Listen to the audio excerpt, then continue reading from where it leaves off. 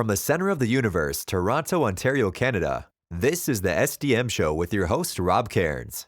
The SDM Show focuses on business, life, productivity, digital marketing, WordPress, and more.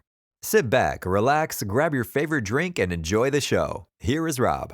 Hey everybody, I'm Rob Cairns. I'm the founder, CEO, and chief creator of Amazing Ideas at Stunning Digital Marketing. In this part 3 of our agency series for agency owners, Ryan Waterbury and I talk about marketing funnels. Grab a drink, sit back, relax, and enjoy the conversation.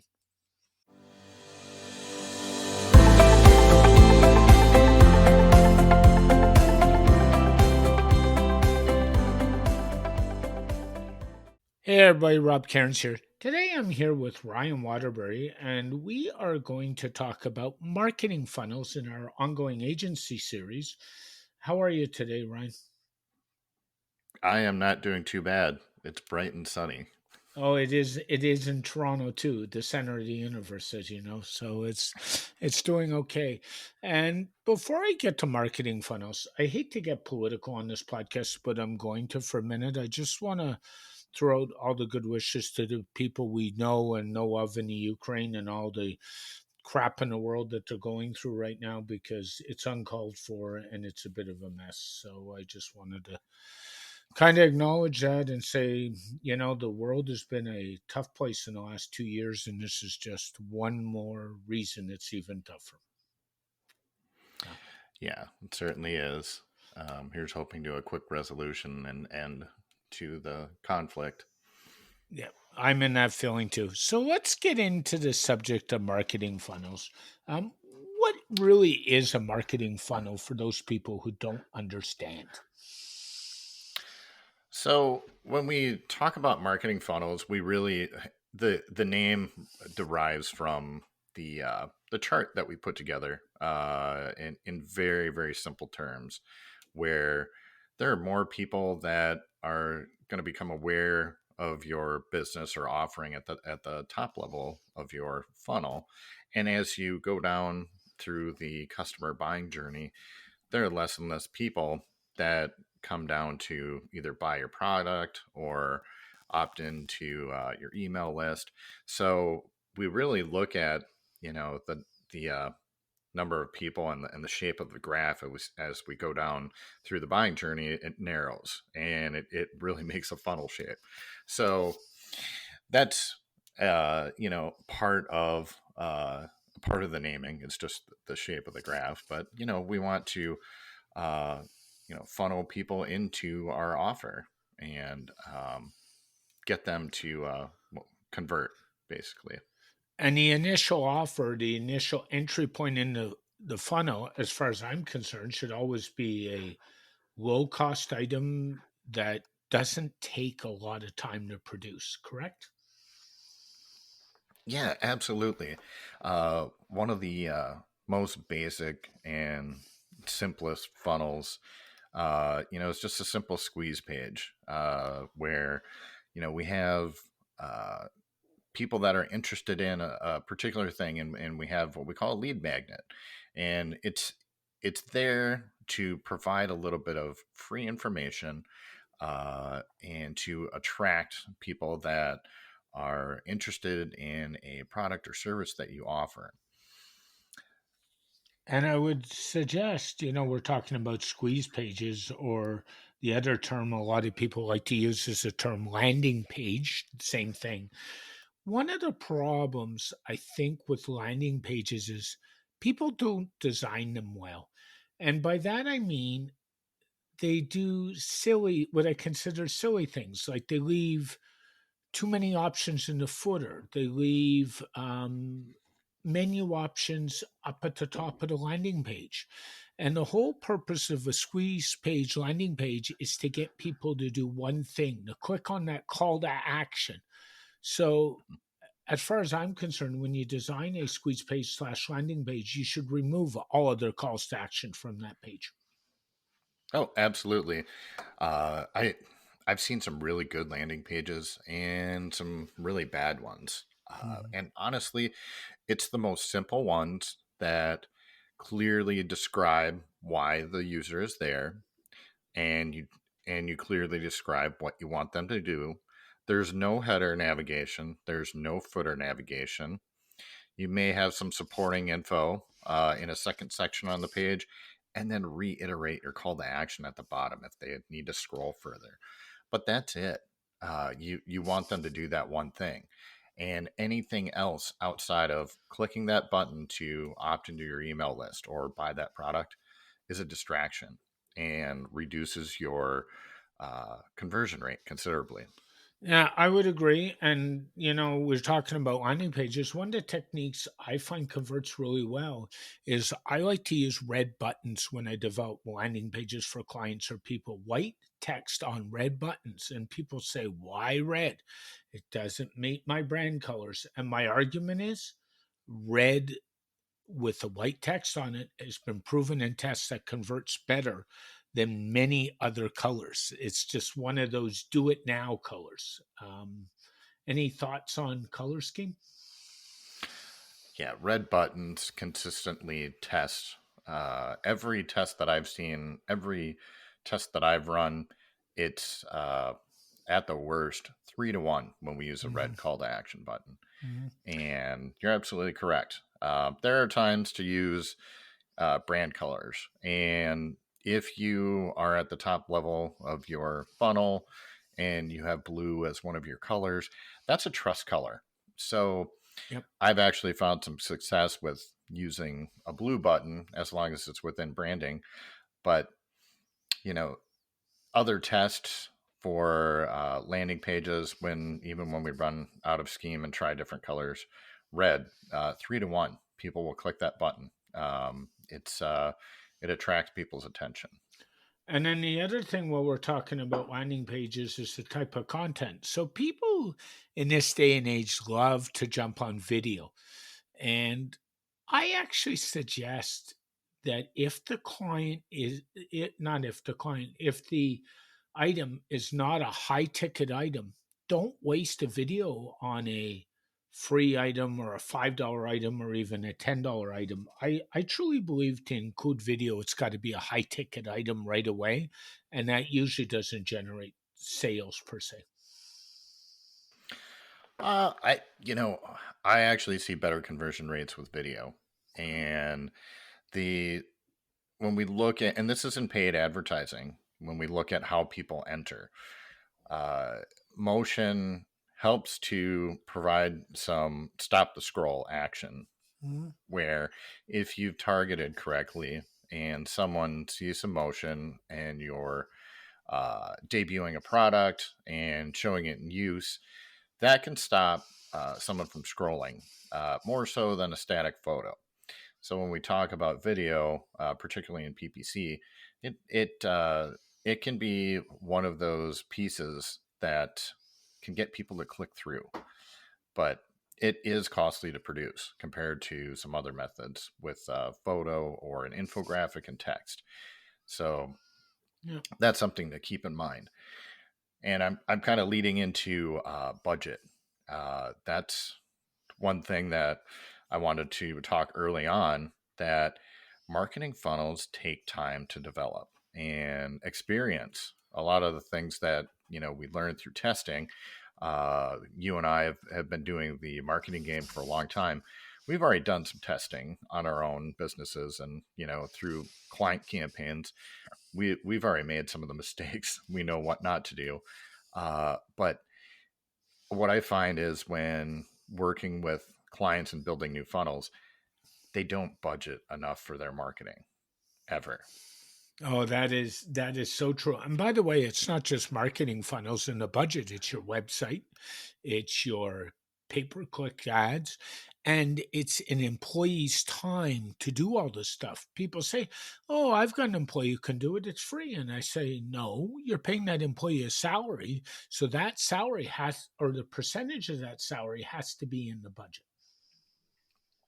Absolutely. When I look at a marketing budget, and just at the outset, just to lay out a funnel to start, and I've worked with a lot of entrepreneurs and new business startups, new nonprofits that are trying to raise money. They never set their budget high enough. and just Mhm. on average, what needs to take place as far as a monetary investment versus what people have budgeted, they're about one third of what you should budget for a project, Yep. and that's just common. So true. So, So let's talk a little bit more about landing pages, and this can also sort of lead back to the budget discussion. Should you buy something like lead pages or pay for subscription, which is a landing page service, or the approach I prefer, and it doesn't matter what the client's budget is, to use the page builder or even Gutenberg in WordPress. There's that dirty word again for some people, to build out the landing page, as long as the theme I'm using will let me strip out the header and the footer. What's your thoughts? that's always my preference is to build the landing page on the website. There's no need for another third party product. If you're using a page builder, including Gutenberg, build it on your site. But absolutely, you need to, on that page specifically, when they hit there, you need to be able to remove the header and footer, have that nice call to action. And when they click through and opt in, then that thank you page, we're going to show them the header and footer there so they can explore and learn a little bit more about you and build that trust. But yeah, absolutely. There's no reason for any third party landing page building, and it's actually can be counterproductive because you start to get limited and how many different variations that you can test. That's the other thing. Testing, testing, testing. By building the pages on your own site, you can A/B test absolutely everything, Mhm. and that's important. That you find what converts best while you're spending a fair introductory and exploratory budget with paid traffic. And I think paid traffic is essential. But by doing it on your website, you have infinite amount of things that you can change and test. Yeah, that is so true. And you sort of mentioned thank you pages. So before we move on, I want to go there. I think thank you pages are the most underused page on a website. A lot of people say, thank you for buying, thank you for subscribing. By the way, don't use the word subscribe, bad word. But and that's all they say. And I like to do things like, while you're waiting for your free product or your gift or whatever you want to phrase it as, here's some great resources that might interest you, and use it as an opportunity to either upsell or get the potential customer to start reading some of your resources and getting to know you. You know, absolutely. Thank you pages are, a great way to uh, add additional pieces. There's another step that you touched on, the upsell, and Mhm. that can happen in between the thank you page and your landing page. So someone comes in to your landing page for a particular item, and there are additional pieces and options or things that you might use it with. So they've clicked and said, "Yep, I want it," and then you bring them to that upsell page. That's another underutilized tactic, and you see it on Amazon all the time, where you scroll down underneath the product and it says people also bought these. You can do that in your funnel and do it on your own site. If you have a particular product or service, or an additional donation amount, let's say make that recurring versus one time. That's just once they're in and opted in, um, you want to give them other options after they've said yes. Other options to spend money with you or learn more about you. Yeah, and you know who does that really well in the tech space, whether you like them or really hate them, is two forums by the names of JVZoo and Warrior Plus. And they're always, if you ever look at their landing pages, if people ever buy anything, the first thing they say to you is, here's the value where you can get more. And that's where they make their money, is upsell, upsell, upsell. So, you know. Yeah. So, I touched on paid campaigns. Hmm. And, in our last discussion, we talked about some of PPC. And I'm going to give a little secret sauce on one of my funnels that worked really well for me. And just to give you a diagram, my initial traffic started out on Google with a simple, and I won't say inexpensive because it can get really expensive, search text ad, but very targeted for specific services. Get them to the landing page. If they converted or not, it didn't matter because we knew that they were there, and then we would show them even more targeted ads in display format through Hmm. Google and also Facebook and Instagram. And then we would have them come back in. Now, that I'm expanding on what we call the funnel and the buyer journey, where we have that first touch. And, you know, finding out about a new product, it's still 90% of people do a Google search. Yep. That's where they find things. So I think that's, the top level of the funnel. Then you have if they don't convert, you know, show them an ad. It's getting more difficult to do that, for that next step down the funnel. So it's becoming more important for people to make it easier for people to opt into your email list and get them, using your bad word, subscribed. Because once they're on your list, then we can start to do a nurturing sequence and follow up after they've gotten that free lead magnet that gives them some good info. And then we're going to follow up with another email with more good info and possibly a link to another content page on your website, because we want to build some trust. And you can get as complex or as simple as possible, but for me, simple always works better. Have them come in, sign up, get their lead magnet, and then do a short nurturing series of emails. And at the end, send them a link to my booking calendar with an offer for a half an hour consulting time Yep. to talk to them about what they need. You want to be there as a resource at every step Hmm. before they feel comfortable buying from you. That is so true. Um, so we've talked about the mechanics of landing pages a little bit. And once they opt in, they go into typically an email respond or an email automation sequence. What is your favorite software for running email automation out of right now? I'm actually just starting to build new sequences with Fluent CRM.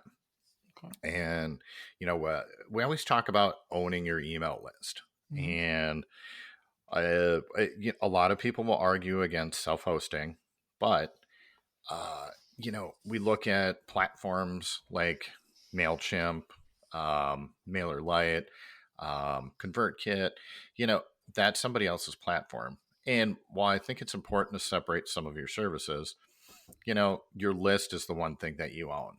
So I'm going the route of self-hosted. I've also used MailPoet in the past, but the automation isn't quite there other than simple drip sequences. But for most campaigns, just a simple nurturing campaign, it works pretty well. Hmm. No, I would agree. I think you almost have to choose your poison. I know lately I've been all in with ConvertKit, partially because it's really good for creatives. I think going to something like Infusionsoft Keep is, frankly, for most people, is not worth it. And I know besides Fluent CRM, the other big one for self-hosted is Groundhog, which is, interesting enough, is a Toronto, Ontario-based product. So, a shout out to Adrian Toby and his team for developing that. So there's all kinds of options. But I think the key is, when you create that sequence, more importantly than anything, yes, you own your list. So if you're going to use something like ConvertKit or get response to download your list on a regular basis so you have a backup, which is something I do. And then when you build your sequence, put the proper tagging into the sequence so you can find out where anybody else, where any potential customer or customer is in that journey. Most people build their sequences and they say, "Oh, I know he's in the sequence, but I don't know where." That's so true, and that's why I'm really looking and building more in Fluent CRM to build intelligent journeys based on user actions. And now that we're down the funnel a little bit, where we talked about paid ads Mhm. or organic Google searches on how people find you. There, this is the next part of the funnel where someone has said, yes, I want I want the lead magnet and I want to get more information from you. So they're on your email list. Yep. The important part at this point is segmentation. So if somebody comes in to my funnel and gets a web design lead magnet, I'm not going to send them a nurturing funnel or emails, at least at the outset, about digital marketing or pay per click ads. I'm going to be a little more specific and give them information that they actually came to get. And that makes them a happier potential customer in the customer buying journey because what you're doing is you're fulfilling their need, not your need. And the one thing we need to remember as marketers, our job is to fill that potential customer's need. Absolutely. And that really even comes down to, the content and how the most successful marketing funnels that I put together through testing and just experience, we build personas about the people who have purchased the product Mhm. and write the copy to give them what they came to look for Yeah. and not what we're trying to sell. So it's important to find out who wants your product and give them what they need, and then write your pages to fulfill those needs. Too often, and I still do it myself with my own pages because it's hard to step away. But I see a lot of landing pages that don't convert because the copy is not oriented to the customer. It's oriented from the company. And that's a big problem. Now, when we're sending out emails to a funnel, there's all kinds of discussion. Should I do it once a week? Should I do it daily? Which I don't like to do. I should tell you that now. Should I do it 3 or 4 times a week? What's your feeling on that one?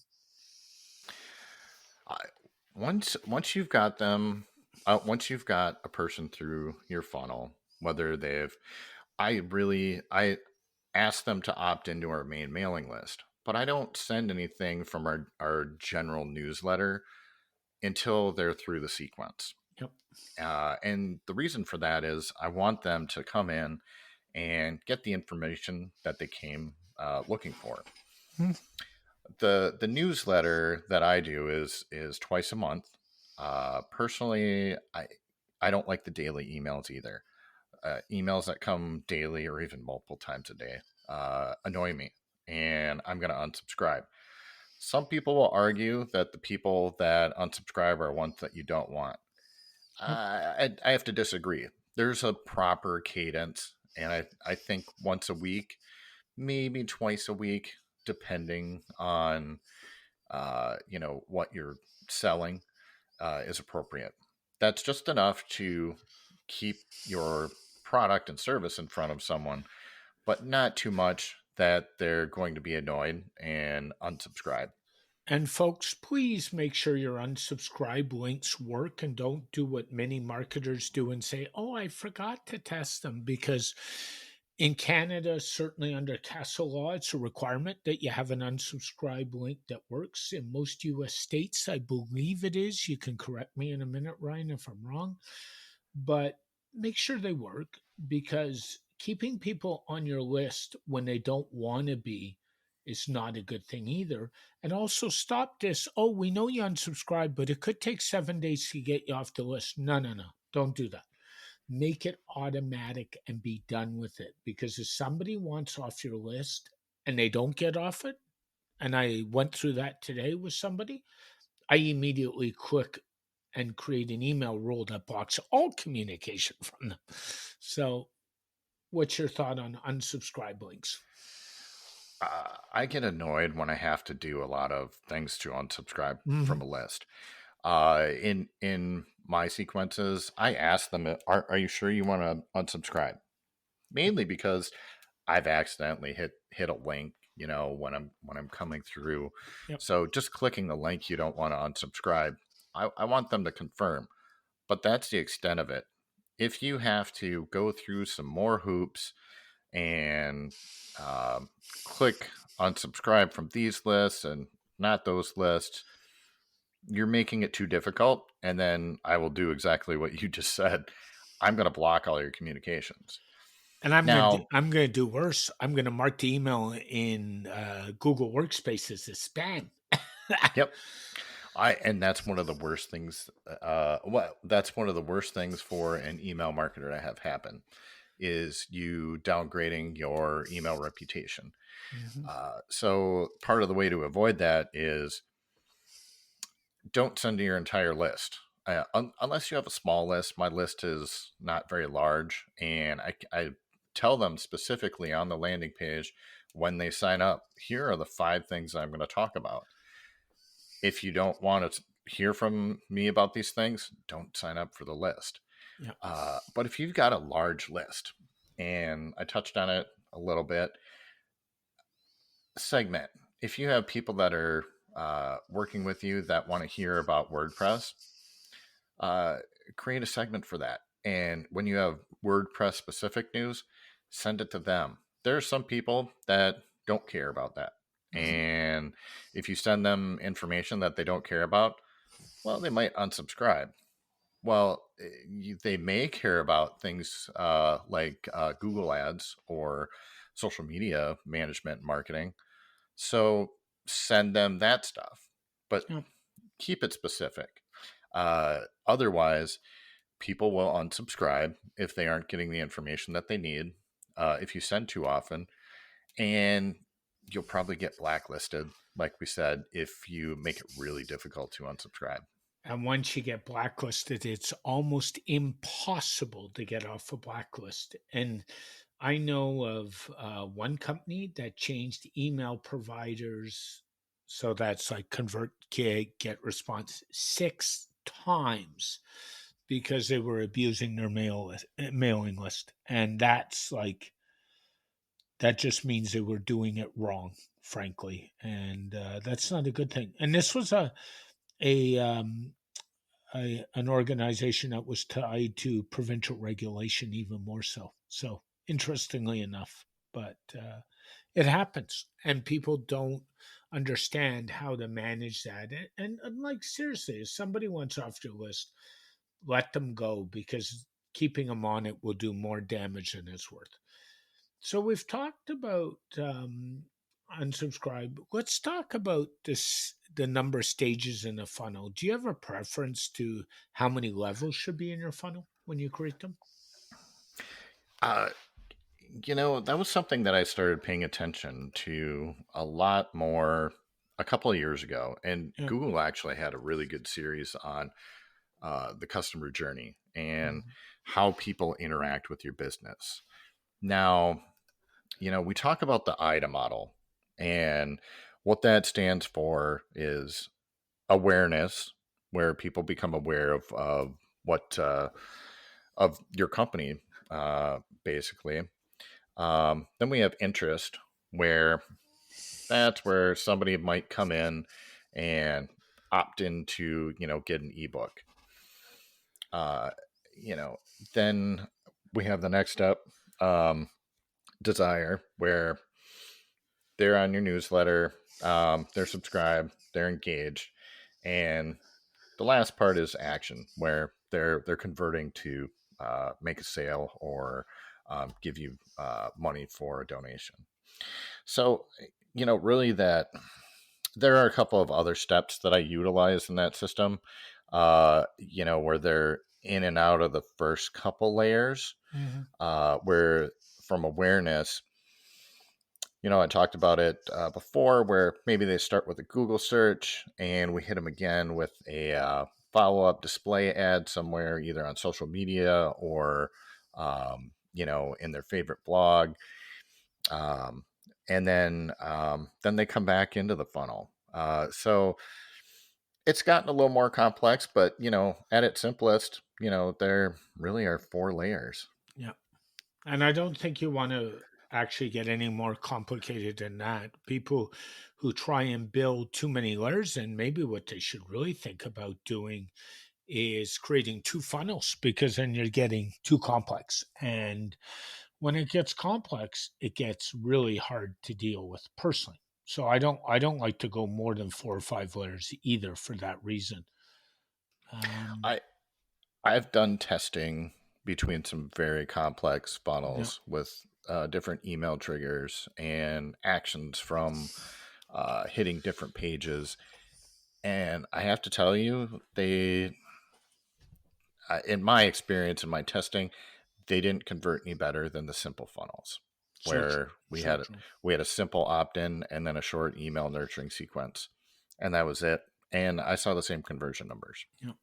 Now, if I was creating a funnel and I sent out an email today, one of the things I like to do, and I will do, is if somebody doesn't open it, there's always a tag on opens, so you can tell who's opened an email, who hasn't.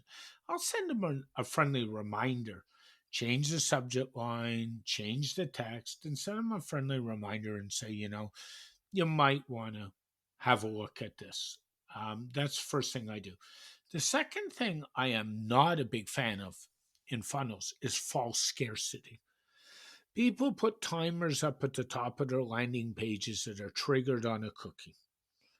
And that's false scarcity, especially in a digital world, because if it's a digital product, we all know there's no scarcity. Do you have so the way I kind of define scarcity is, if I'm not going to make an offer and I'm only going to allow that offer for 14 days, I'm not going to offer it again for 6 months. That's valid.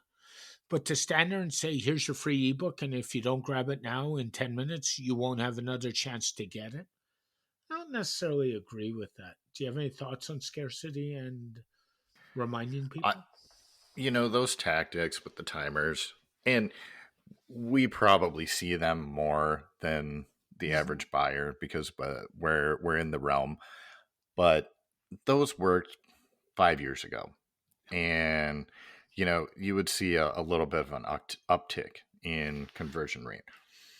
But people have spent a lot more time online rather than in store over the past 2 years.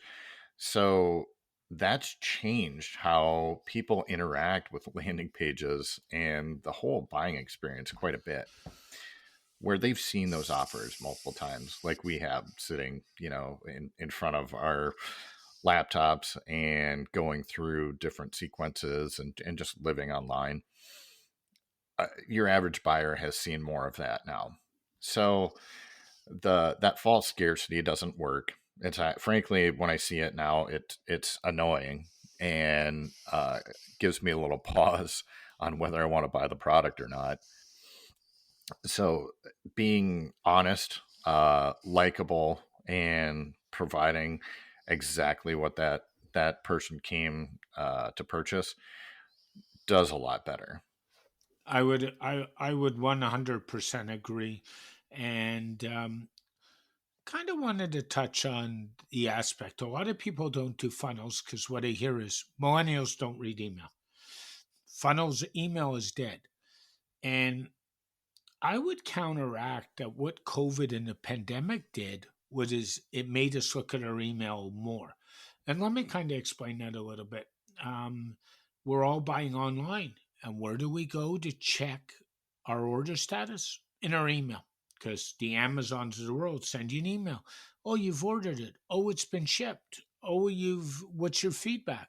I think we're checking email, and I think it's a bit of a detriment to most people, but I think they're checking email more and more today.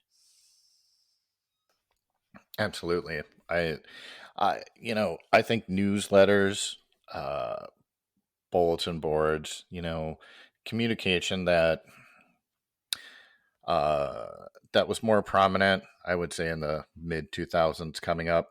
But before we cookied and pixeled everyone and knew exactly what they were doing online, uh, email is coming back. And even though we can't always track opens, we're reaching the right people Yep. for people that have opted in.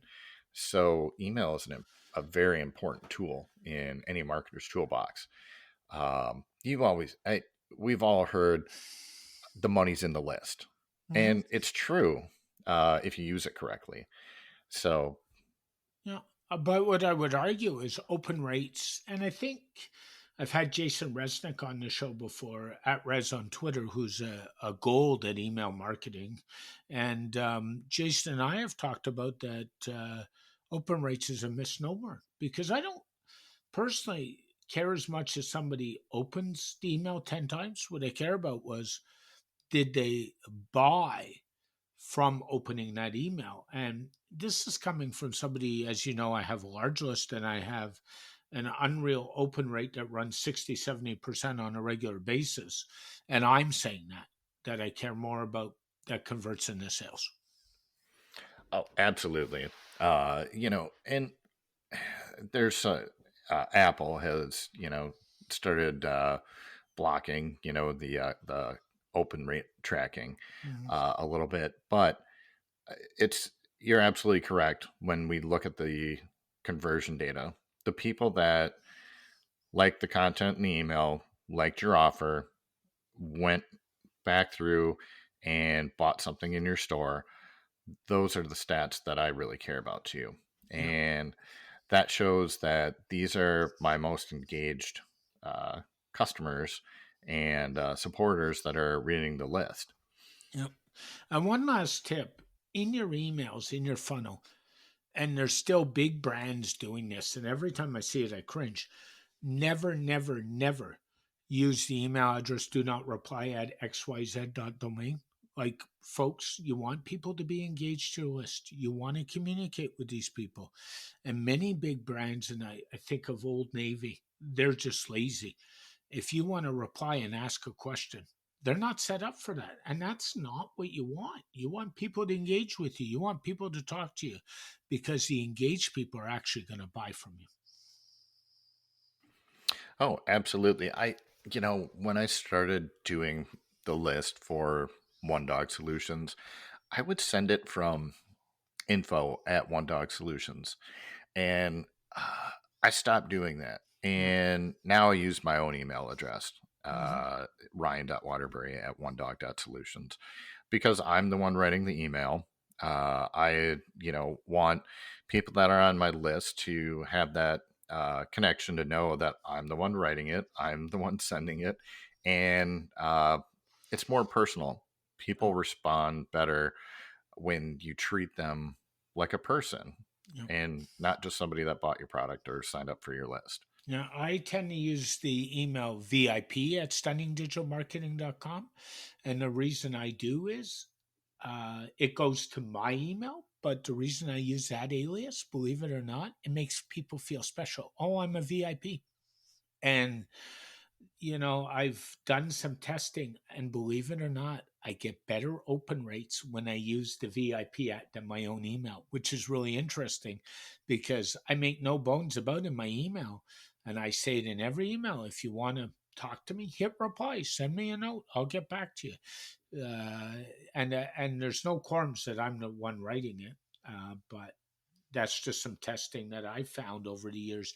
That VIP ad adds about 10% to my open rate, believe it or not.